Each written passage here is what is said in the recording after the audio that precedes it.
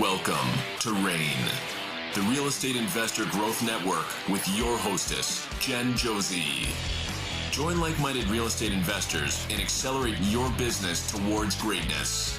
You will hear step-by-step strategies for success, interviews with real estate rock stars, and we will dig deep into past projects where we bear it all, including the good, the bad, and some just plain ugly. So get excited. Here's the bestower of badassery herself, the real Jen Josie. Listener discretion is advised. Hi, and welcome back. I'm Jen Josie, creator of RAIN, the Real Estate Investor Growth Network. Whoop, whoop. On today's episode, we have a guest that will be sharing their badassery. But before we begin, here's today's badassery bestowment, my little badass gift to you. Today's topic is time management for the busy investor. Let's face it, real estate investing can feel like a full-time job on top of your actual full-time job. Between analyzing deals, managing contractors, and keeping up with market trends, it's easy to feel like you are drowning in to-do lists. But here's the secret. Mastering your time is what separates the overwhelmed from the unstoppable. Here are 5 actionable tips to help you take command of your schedule and make every minute count. Number 1, prioritize your power tasks. Identify 2 or 3 activities that actually move the needle in your investing business, like making offers, networking, or following up on leads. Focus on these first thing in the morning every single day. Number 2, block your calendar. Set aside dedicated time blocks for your top priorities, whether it's 30 minutes before work or an hour on the weekends. Treat these appointments with yourself as non-negotiable. Number 3, leverage technology. Use tools like calendar apps, reminders, and project management platforms like FlipperForce to keep you organized and on track. Automate repetitive tasks whenever possible so you can focus on what matters most. Number 4, delegate and outsource. Don't be afraid to hand off tasks that drain your energy or eat up your time. Think bookkeeping, basic admin, or even property showings. Protect your bandwidth for high-impact work. And number 5, my favorite, embrace the power of no. You can't do it all, and that's okay. Say no to distractions, shiny objects, and anything that doesn't align with your goals. Guard your time like the precious resource it is. So, remember, time is one thing you can't buy more of, but you can control how you use it. Invest your hours wisely, build habits that support your goals, and watch your business and your badassery grow. Now, on to today's episode of the Real Estate Investor Growth Network podcast. Today, we have Zachary Beach, the CEO and partner of SmartRealEstateCoach.com, transforming W-2 employees into creative financing real estate investors. With a true passion for business building, Zachary is also a partner in Original Real Estate, Watch Street Properties, and Prosperity.io. He's an Amazon best-selling author with titles like Real Estate on Your Terms, New Rules of Real Estate Investing, and Sell with Authority for Real Estate Investors. At just 24 years old, Zachary took his first big leap, leaving bartending and personal training behind to jump into the family business, knowing absolutely nothing about real estate. Through hard work, in-house training, and a ton of implementation, Zach and the wicked smart community now operate all over North America, completing hundreds of creative transactions and helping students do the same, often with little or no money in the deal and no banks involved. We are happy to have him on the show, so welcome, Zachary Beach. Woohoo! How are you? Thank you very much. I am doing awesome. This show has been fun so far already. And I haven't had to say a single word yet, and it's already been fun. And you have your own podcast, correct? Yeah, we have the Smart Real Estate Coach podcast. Yeah, I think we're over 500 something episodes now. Wow. And it's been a long time coming. Yeah, it's been an interesting journey, as you can imagine. Well, that is impressive. I'm halfway there. I think this is going to be episode 261 for us. So Perfect. 500. That is fantastic. Well, Zachary, I want to keep wanting to say Zach, but it's Zachary. For the listeners who might not know your story, how did you go from bartending and personal training to owning multiple real estate businesses? Let's start there. Yeah, well, if we go back even further, I always had a passion for entrepreneurship. When I was about in fourth grade, I used to collect golf balls in the tall grass and then go ahead and sell them at the eighth tee box for $1, which is absolutely insane nowadays to put that into play, because I was leaving so much money on the table. But what ended up happening was I had that passion, but what I really ended up discovering as I was in high school and then in college was I definitely eventually wanted to work for myself. And the opportunity to do so really came at a couple different things. First, it came through bartending, I know I worked at a bar, but really you had the ability to operate your own bar and kind of create your own ecosystem, which was really cool. And I learned a lot.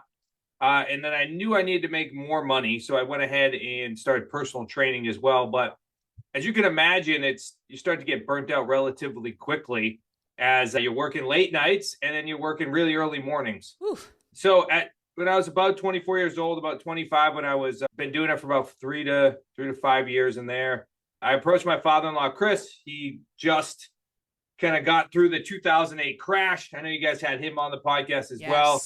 And he kind of was revamping this new business using these new strategies. And I said, hey, I don't know if I'm going to like real estate, but it's going to be a heck of a lot better than what I'm doing.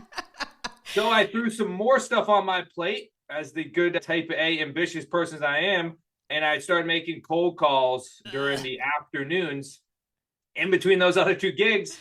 But then eventually I got to my first deal, which was certainly had its ups and downs as well. I got through my first deal and I realized I could see myself doing this longer term and in a bigger capacity. So burned the ships and jumped into real estate full time about 6 months into it. I love the phrase burn the ships, because you're not even giving yourself a plan B to fall back on and go in full force. I love that. So working with your father-in-law, Chris Prefontaine, and by the way, go check out his episode. It was released at the end of February.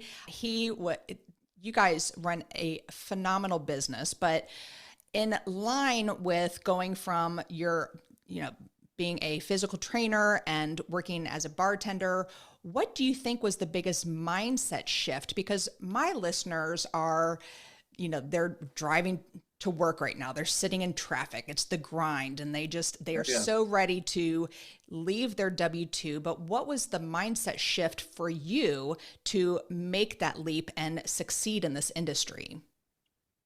Yeah, it's a great question. And look, I'm not naive to think like if you are in your 30s, 40s, 50s, 60s, and you got a family to support, that it's not as easy, quite frankly, to be like, all right, I'm just going to me being 24 years old, I don't have much that I have to take care of.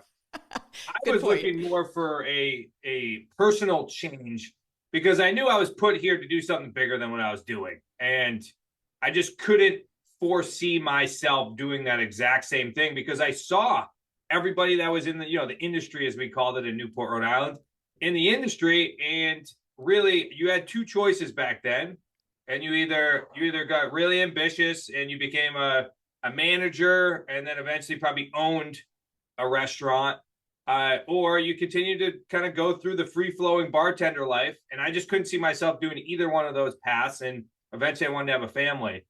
What does that mean to the listener right now? It means that if you have a clear understanding of what you want in life, and usually that's the problem, is that we're listening to this podcast, driving in the car, and we just want something different, but we don't know exactly what we want. So we're not willing to fight for what we want, because we're not clear yet. So if you're listening to this, getting super clear, and this isn't like a one night journaling session.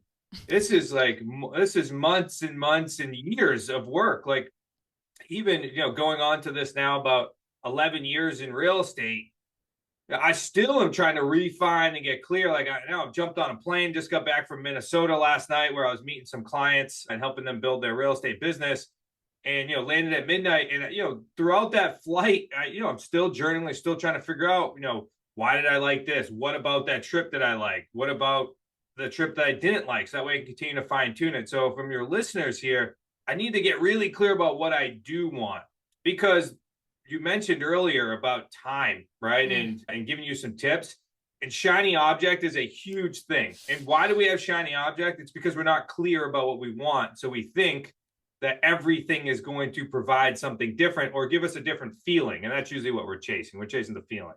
So getting super clear, because then once you're clear, it becomes a lot easier to identify what the exit strategy is going to be. Like, do I want to be a real estate professional? Okay, well, if I actually do, then what strategies do I want to do? Because as you mentioned earlier in your the beginning, badassery bestowment. Yeah, and the bestowment, love it. That's the $5 word for you.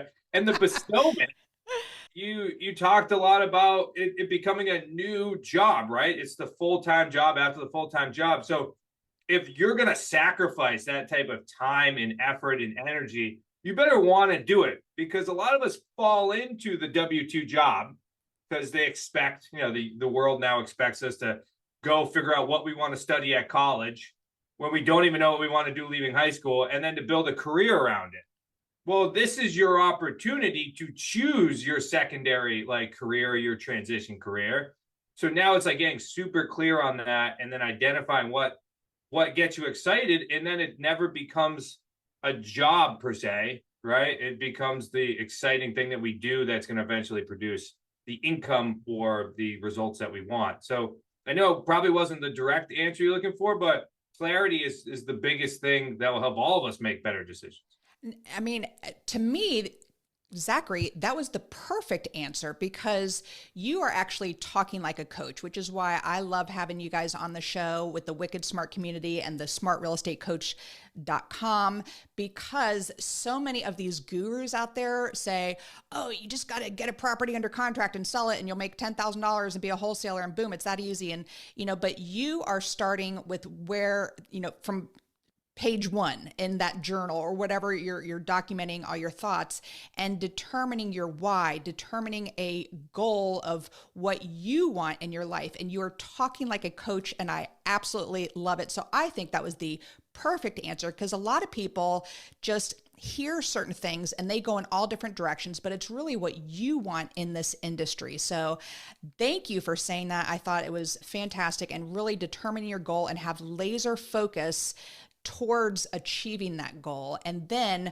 putting the correct people on the bus in the correct seats to help you achieve that goal. So your coaching program focuses on creative financing. So for the listeners who may not be familiar, what exactly is buying real estate on creative financing and without banks? I love this one. So let's dive into that, what you all focus on with your coaching program. Yeah, so the strategies that we use are through creative financing, but to build upon the last thing we talked about, really we focus on 3 main things. That's the mindset, the skill set, and the systems around growing a creative financing business. Because quite frankly, the difference between somebody that steps in and can do a real estate deal in the next 30 days versus the person that takes 365 days to go do the deal is what's between their ears. Yes. Because we all show up to this world with different challenges, different paradigms, different walks of life, and in different levels of awareness. So just being able to identify that first is going to be most important, because the skill set and the systems, quite frankly, are the easy part. Because if you continue to chip away and you continue to be persistent and work on a skill set, eventually you're going to accomplish it. Now, for some of us, does sales come easier? Sure. For some of us, does creativity come easier? Sure. But if we all work hard at it, we have lots of engineers that never, ever want to pick up the phone in our community, but then can eventually get to a real estate deal and then, quite frankly, be really profitable after that as well, because they're just persistent and work hard at it. So knowing that as the background, the 3 strategies that we focus on are lease options, buying properties subject to the existing loan, and buying properties on seller financing. And really, to keep it more surface level, and I can go as deep as you want, but just to bring clarity, it's just we have three rules. We don't personally sign and guarantee loans. We don't put down large down payments, especially in comparison to the traditional market. And we don't use banks. And why is that all the case? Because in the 2008 crash, the only way to get back into real estate was using those rules as a necessity. And now it's a choice. And it's a choice now because we know that we can buy real estate deals by solving a problem. It's like the analogy, I think Warren Buffett says, it's like trading the paperclip for a house. What we're really doing is we are solving problems that the traditional market either can't solve or chooses not to solve. And because we are able to do that and create a win for the seller, we get rewarded by getting an asset. So really, we focus on two main things and further along, and that is, and using all those strategies, is one, motivation. Why is the seller selling? And that could be super positive, meaning there's about 40% of properties in North America that are debt-free. So a motivation could be, I just want more money, or I want to push out my capital gains, or I want to cash flow an asset that I already know, like, and trust, but I don't want to manage tenants. All the way to a negative challenge, which tends to be usually more financial, which is, look, I'm in a bad position with debt. I can't make the next monthly payment, or I'm behind on payments, or I have no equity. So we look at that motivation, and then once we kind of determine, okay, can I solve the seller's problem? Then we focus on the financials on the property. What's the purchase price? Is there debt? What's the interest rate? What's the monthly payment? What are all the expenses? And can we make money? And once we identify that, then we figure out which tool do we use. And then that's really the strategies from there. It's like, do we use lease options? Do we use seller financing? Do we use subject to deals? Do we use a combination of a couple of them? So that's all we're doing, is just giving more tools to an individual to create more deals with less risk. So that way they can go ahead and build and scale their portfolio. Well said, all of that. So thank you. But a question though, so dealing with sellers, what are some of the misconceptions they have about this creative financing? And to tack on to that, I'm seeing that the banks are I'm seeing it on Facebook a lot, where the banks are calling the loans for subject to, and they did the land trust, they did everything right, but now they feel like they're getting in trouble. And so what are some of these misconceptions about the actual creative financing process for the sellers? Yeah, what's interesting is, if you talk to the top creative financing people in the industry, it is extremely rare that a due on sales clause gets called. Really? And it's usually called because the individual who bought the property isn't making payments. Correct. So if you're morally and ethically doing creative financing the right way, right? I'm hugging you through the camera. I love that you just said that. Keep going. Sorry. Well, that's what real estate is. I mean, you can make a lot of money doing it the wrong way, and you can make a lot of money doing it the right way. And if you don't want to show up on, MSNBC, then you do it the right way, because there's plenty of ways to make good money. And honestly, the tools in which we use, especially strategies like subject to, you have to be an integrity type investor, because people are trusting you to do the right thing with things, that are attached to their credit, or to do the right thing with an asset that they're willing to finance because they see you as a solution. But one of our core values is to complete all transactions with the highest integrity. So that is how we always are set up. And honestly, with the popularity of creative financing, we're starting to see more and more challenges because other people are not doing it correctly. Yes. I have never been on a plane so much in my entire life to speak at events because of this exact thing. It's not to bolster the popularity of creative financing. It's to share with people the right way to do creative financing, because now they have heard of it. Because we were doing it way before it was cool, way before it was popular. Now we have to show people, here's the right way. So back to your original question, what are some misconceptions? Well, a lot of misconceptions with sellers are just really getting clear about what the strategy is. A lot of people just have no idea why at first they would sell to you on seller financing, like, because they don't even understand how the mechanics work in seller financing, which means that they're your bank, right? So just understanding, just bringing clarity to how the strategy works is probably the most misconception associated with it. And it sounds general, but it is. We got to identify and educate. We're just as much as educators as we are investors. Right. So having that, the due on sales clause is the number one question I get asked in every single speaking engagement that I've ever been a part of. And it's rarely asked from the seller unless we bring it up and then we share with them how we buy everything in trust and how that protects them through that scenario as well. And then probably for the lease option is they don't want to be landlords. So they think they're being a landlord if we buy it on a lease option, but we have to clearly show them that they're doing it this way so they don't have to worry about things like being a landlord because we're their buyer. So a lot of small nuances, but just a lot of it's just more fundamentals than anything. Absolutely. And those are very important because you are an educator and you're educating sellers. Real estate is the largest transaction many of these people make in their lifetime. So this is really, really important to them. So I'm going to use myself as an example. I was a school teacher for 16 years until I woke up one day and realized I hated children. But then during that process, I always lived paycheck to paycheck. I bought very smart, and this is in South Florida. My first property grew rather quickly. So I took that money to invest into my next property. So for me personally, and then for my third property as well, awesome. as a single female, on a teacher salary. So I was very dependent on actually selling the property and using the proceeds for my next one. Yep. Is there any type of creative financing in that situation for a seller who really needs to reinvest their funds? I would assume there's not, but do you have anything else for that particular type of seller? Yeah, great question. Well, if you have the ability to pull out a HELOC or do a refinance on that and pull out 70% of your debt, right? Or 70% of your equity and then place debt on it, an investor like me would then just take over that loan or structure a lease purchase agreement where I'm making the payments and you already have access to the capital. And then you would wait for the remaining 25% to cash out the next, say, 3 years or something. So that's something that we work with sellers on. Like if they have the ability to get access to capital, they could do it. As long as the property will still cash flow and the debt's good, then we can certainly structure it that way.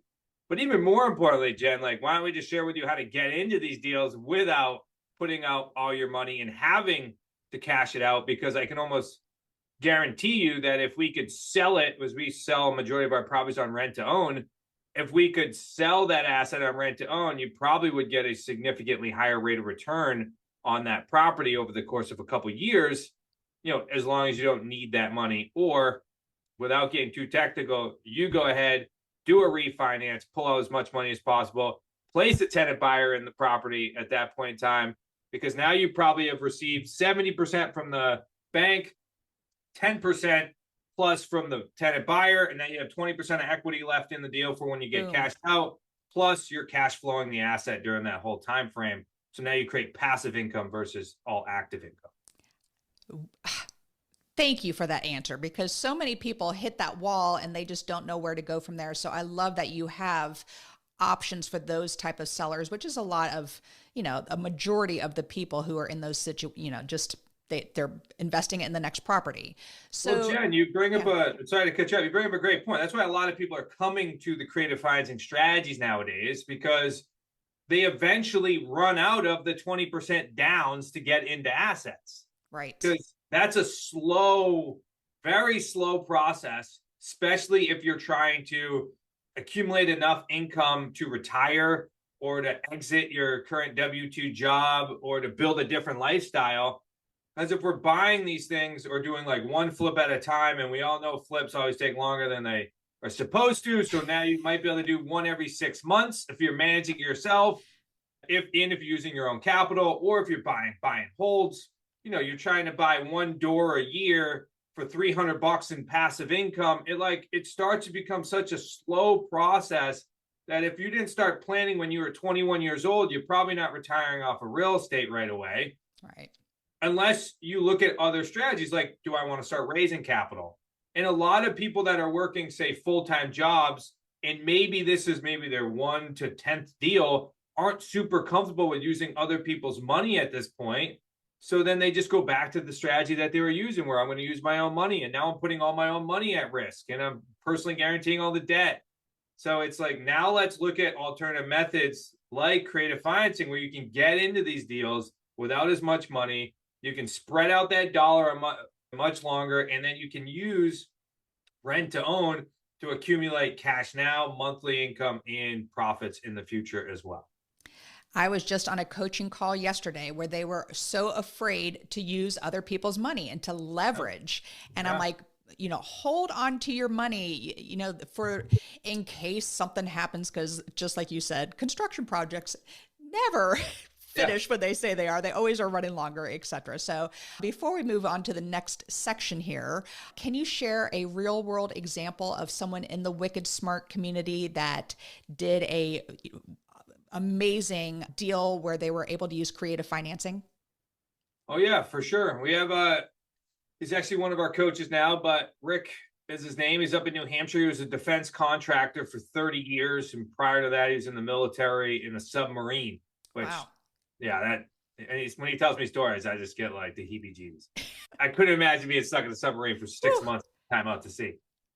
But he went ahead and he wanted to retire. He was government contractor, noticed that like at the end of the day, he wasn't going to have enough money to live a lifestyle he wanted, and had 180 people reporting to him. So he ended up joining our community, and he's one of these engineers that, talking to people on the phone was not his skill set. So he had to learn that skill set, but it ended up taking him roughly 12 months to do his first deal. But the cool thing was, within the next 6 months, he had enough of a portfolio where he retired by the 24th month using these strategies. And one of the deals that he did was a retired fix and flipper. Let's say he owned about 11 properties, was in the middle of a fix and flip, and the guys began to run out of money, and then the property dragged on, and then he didn't want to go rent the property because he didn't want to be a landlord anymore. So he ended up selling to us on seller financing, no money down, 0% interest rate. I think it was like $1,200. That deal, we ended up acquiring it on a 48-month seller financing note and sold it on rent to own, cashed it out. It was probably an $85,000 all three payday deal with just paying closing costs. Wow, I love that. So going into the next part of my questions here is, we are in a bizarre market and everything's cyclical going on, and the real estate market is always shifting. So how are you capitalizing on the current market conditions using creative financing? I love when people always ask me about the market, because the market is this, in my area, within like probably an hour and a half, there's probably 7 different markets. You got like Central Massachusetts, you got Boston, inner city Boston, they have outer city, North Shore, South Shore. So I just say that because the listener could be listening and be like, the market, but really they could be in multiple markets. And what does that mean? That means that they all are operating slightly differently. There's soft markets right next to hot markets. Right. But the best way that we are utilizing these strategies is from a whole national market. There's a couple different ways. One is there's really good debt out there that people bought houses for the interest rate, but didn't buy it for the purchase price. And with the majority of markets softening and slowing down, there's a lot of sellers that have barely any equity in the deal. And that puts them in a very challenging scenario, right? These are everybody that bought during, say, COVID with the 2%, 3%, 4%, 5% interest rates. And they expected that the market was just going to continue to skyrocket, and banks were loaning out with 3 to 5% down. So if the market dips in any way, they're going to go ahead and they're going to have no equity. And what we're seeing with just this particular segment is that there's a lot of states and towns now reassessing properties. So now taxes are going up. Yep. And then we also are seeing that because of all these natural disasters, insurance is now going up. And it's not just going up for the people that are in the natural disaster areas. They're going up for people nationally, because these are national insurance companies. That's right. So what does that mean? That means that if the bank loaned the property with somebody that had a 33 to a 50% debt to income ratio, which is very normal, that the increase in taxes and insurance now is putting somebody in a challenged financial position. So what do they need to do? Well, they need to sell at some point if they can't figure out a way to make more money, because most people are not entrepreneurs and can't just go figure out a way to make more money. So this is why you're seeing subject to deals being so popular, because there's a lot of good debt out there and there's a lot of people in a bad financial scenario. But if we can use that strategy to get them out clean from their credit, and somebody like myself steps in and buys, now I can actually improve their credit so they'll become bankable in the near future. And they can step into a different property or go rent, because now we know that renting in most markets is cheaper than owning at this point. So now we can allow that person to make that shift. So that's like one major segment when we talk about that. I think that's why. Can you give a real high level definition of what sub two is, what that means? Yeah. So subject to deal is when you go ahead and you buy a property with a title transfers to you or your company, and the seller's mortgage remains in place. So it's buying it subject to the existing loan. Now, you could also buy a property subject to the existing liens. There's lots of things you could buy it subject to. And actually, if you've ever done a normal transaction or any type of closing on the HUD statement, I believe it's section 313, it's in the 300s, says subject to, and you just place the mortgage in there. And then you, as the investor, now are contractually responsible for paying on the seller's behalf on that loan. So we go ahead and make that payments. Why is that good for both parties? Well, it's good for both parties, like for the seller that's in a position where they can't afford the property anymore. Right. And if they're relying on their own finances, eventually they're either going to stop making mortgage payments, fall behind on mortgage payments, have to go take on bad loans to keep up their lifestyle, right? And then eventually it could either go to a pre-foreclosure, foreclosure, short sale. So that's obviously good for somebody else to step in and do that. It's good for the investor, because if you have to go get new debt or new loans, they're at 7 to 8% right now, average across the market, which means that if you buy the property and go get new debt, that property no longer makes money, because now the mortgage payment and taxes and insurance are way too high for renters or rent to own. So instead, we keep the existing debt in place because the interest rate's much lower, which still allows us to make money. So that's why it's good for both parties. And that's why you're seeing this particular segment of the national market where people have little to no equity or behind on payments, us being able to solve that problem. Well said. And beyond sub two or subject to, are there any trends that you are seeing right now that investors should pay close attention to? Like for me, me as an example, it has slowed down quite a bit, and our days on market is growing. But I've now pivoted and I'm focused more on rentals at this point, just to get some passive income coming in and purchasing them subject to with those low interest rates that I can get my hands on if I can find them. But do you see any trends, market trends, that the investor should be paying attention to right now? Yeah, you nailed it. I mean, that's the easiest thing to follow is days on market. Yep. One of our number one lead sources since I've started have been expired listings. So properties that were on the market at one point in time, and then they expired. And then we use our database to grab the information, make a call to the seller. Why is expired listings a huge segment? One, they want to sell, they were on the market. And then two is the traditional market, for whatever reason, didn't get them the answer. Either they were too high priced, or they need to go fix things, or maybe they have the money to do that. So now they fall off the market. And now we call them and show them an alternative option. So that is a huge trend. And if you're seeing it, even if you just go on Zillow and you go click on the filter tab and you go all the way down and you put in keywords and you put in seller financing, you'll see a handful of properties where they're openly offering seller financing. So those are some things that I would be constantly looking at, because actually the last two properties I bought were on market. I bought a 4-unit building that was on market subject to, with like 3% down. And then I just put a property under contract while I was flying to Minnesota, subject to, and this was a 2-bedroom condo. So the on-market deals, I think, are going to continue to increase, because the realtors are finally putting themselves in a position where they're educating themselves where 10 years ago, it was like 1 out of 10 agents would even listen to me. And now it's probably 3 out of 10, but still 3 out of 10 for an investor like myself or an investor like you, Jen, or your listeners. If you can get 1 to 10 referrals a year from them, they're easy deals to close because the realtor already has the trust and the transfer of trust from the seller to you. You don't have to rebuild it.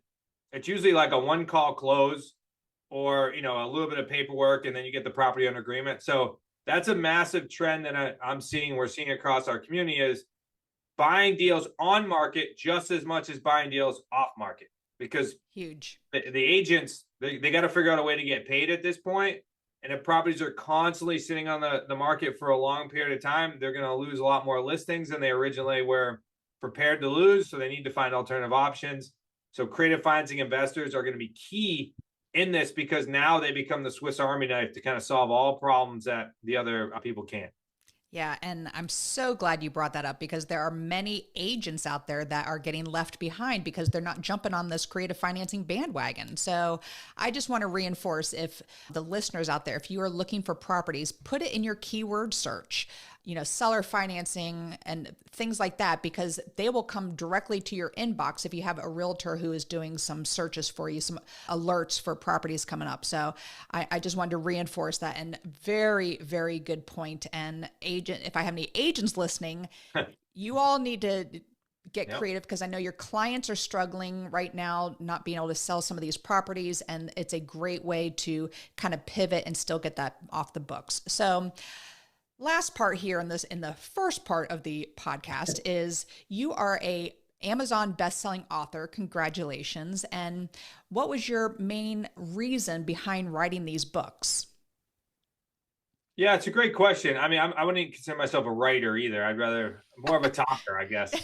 The number one thing was there was no real education, outside of maybe 1 or 2 people in the creative financing space. So we need to share with people that there are alternative options out there, especially to be able to transition in your life. So like my business partner, Chris, would have never been able to get back into real estate unless he figured out how to utilize these strategies by either hiring mentors or attending mastermind groups and figuring them out.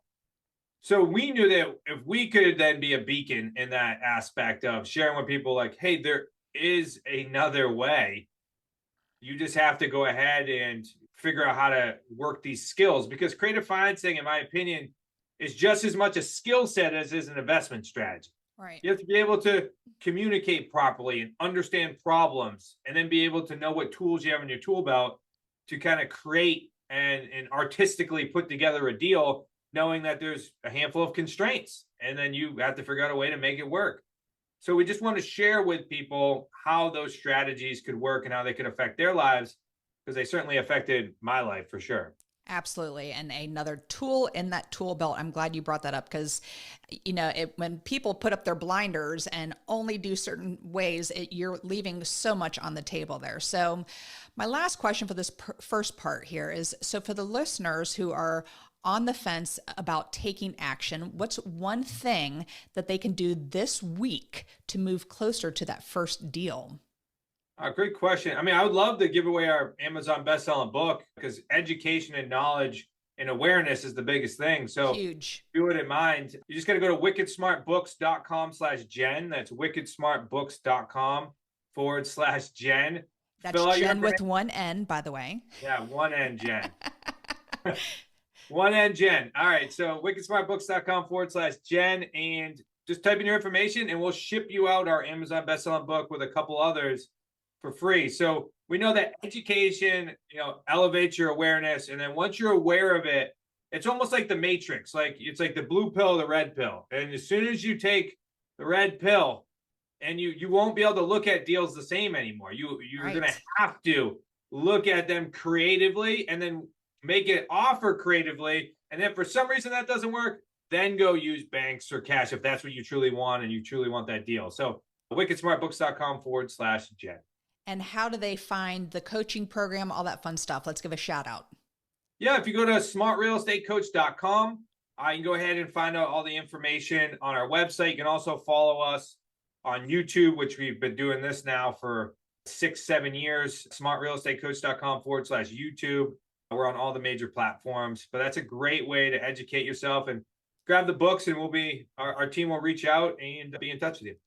Zachary, thank you so much. We love giveaways on the show. So we are moving to the second part of the podcast here, which is what makes Zachary Beach a badass, which you are. And I use the acronym BADASS. And the first letter is B for book. What's a book that's made a huge difference in your life?